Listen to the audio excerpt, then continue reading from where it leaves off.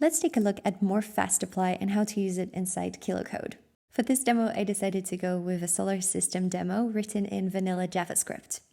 The codebase is simple, but it can certainly have some improvements. In this iteration, I am not using Morph, just to show you how long it will actually take.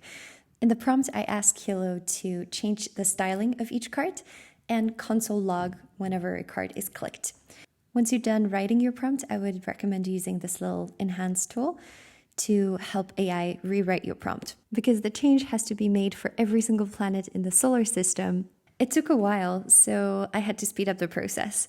As you can see in my video editing timeline, the real time is 2 minutes 39 seconds that this task took me without Morph. And you'll see that with Morph, it just took me 1 minute 14 seconds to do exactly the same thing. To set up Morph inside Kilocode setting, go to Experimental tab.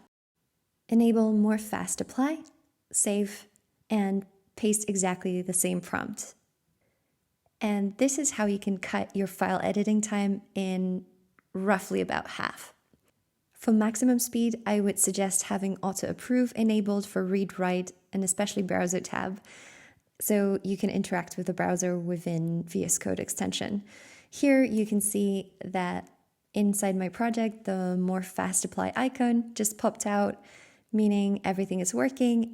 With browser interactions enabled, I can see within my VS Code a preview of visual changes that are being made to my code base. And it is that simple. For complex code bases, that's my new go-to.